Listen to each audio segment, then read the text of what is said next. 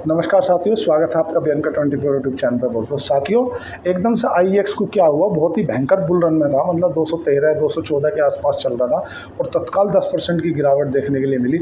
ऐसा क्या हो गया एक ही समय पे कि इतनी गिरावट आई, और ये क्या गिरावट सस्टेनेबल है? क्या जो इसमें बना रखी है पोजीशन वे बेच दें या इसमें बने रहें? देखो क्या है, कोई भी स्टॉक खरीदने या बेचने की कोई रिकमेंडेशन नहीं है। क्या हुआ पहले वो समझ लेते हैं। उसे समझने से पहले समझ लेते हैं कि बिज़नेस क्या है इसका। इसका बिज़नेस है जनरली, जब भी जैसे हम कोई स्टॉक खरीदते या बेचते हैं तो किसी एक्सचेंज के माध्यम से खरीदते हैं। ऐसे ही पूरी भारत के अंदर 3 कंपनियां हैं जो एक्सचेंज, बिजली एक्सचेंज का काम करती हैं। उनमें से एक तुम्हारा आईएक्स भी है, इंडियन एनर्जी एक्सचेंज। अब ऊर्जा मंत्री की तरफ से एक बयान आया है कि अब कपलिंग डिसाइड की जाएगी।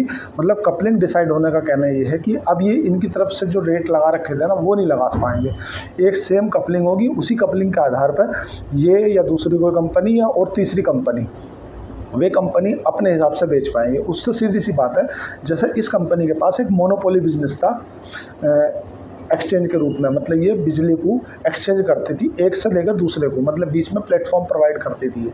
ऐसा समझ लो आईएक्स, इंडियन एनर्जी एक्सचेंज।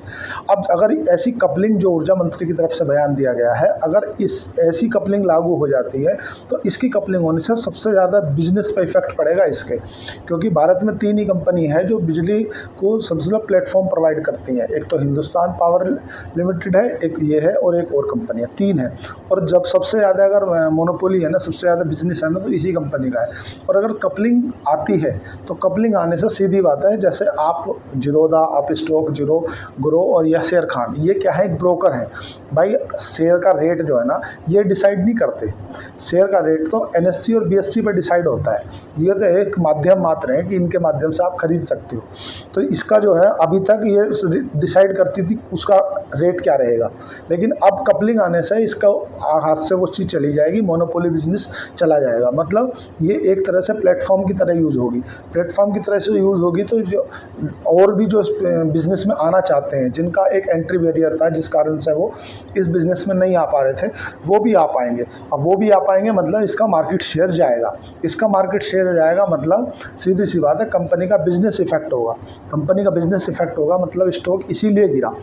इसमें देखो सीधी सी बात है, शॉर्ट सेल की भी आदमी अगर समझना चाहे तो समझ सकता है। जैसे मैंने परसों समझाया था SLBM क्या होता है, स्टॉक लैंडिंग बोरिंग रेट।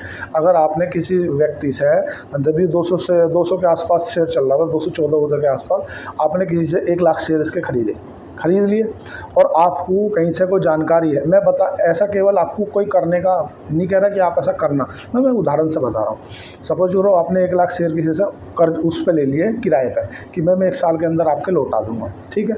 और 214 पे लेते से बेच दिए 1 लाख शेयर, ठीक है। और आज ही के दिन, क्योंकि आपके पास में न्यूज़ थी कि भाई इस तरह से कोई कपलिंग को लेकर कोई प्लान चल रहा है या कुछ ऐसा हो सकता है, और एकदम बेच दिए। और जब ये गिरा 10%, मतलब 20 रुपये गिर गया, अब 20 रुपये नीचे खरीद लिया, उसके वापस कर दिए। तो मतलब 1 लाख शेयर थे, 20 रुपये नीचे खरीद लिया, ऊपर बेच दिया, 20 लाख रुपए बच गए। करने की कोई रिकमेंडेशन नहीं है, बट इसको कपलिंग को लेकर एक न्यूज़ आई है, उसके लिए स्टॉक गिरा है, इसलिए पैनिक होने वाली बात है। अगर आपके पास में इसकी पोजीशन है लॉन्ग टाइम की, तो थोड़ा सा पोजीशन को हल्का कर लेने में ही फ़ायदा है। बेचना या खरीदना है वो अपने वित्तीय सलाहकार से पूछ के ही करें। मैं तो कंपनी में क्या घटा है वो बता रहा हूँ। इसको लेके कपलिंग आ गई है। कपलिंग मतलब कि एक डिसाइड हो जाएगा कि भाई आपका मोनोपोली बिजनेस नहीं रह जाएगा।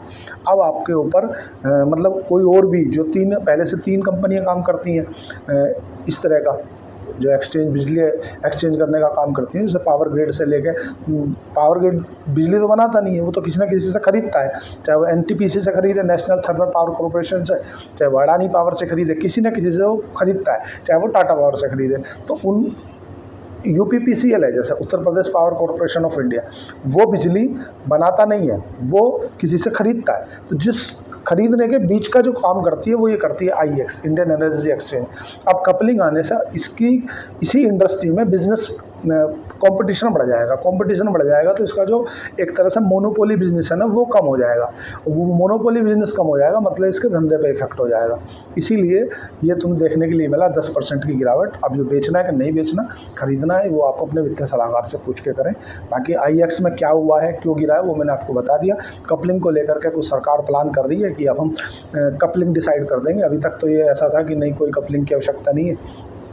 ऐसा समझो जैसे हम स्टॉक खरीदते हैं एनएससी या बीएससी पे, अगर ये एनएससी बीएससी को फिक्स ना करके सरकार इसको ओपन टेंडर के माध्यम से कर दिया जाए कि अब कोई और बहुत सारे एक्सचेंज भी आ सकते हैं, तो इसमें और भी बहुत सारे एक्सचेंज आ जाएंगे, अकेले एनएससी बीएससी नहीं रहेगा।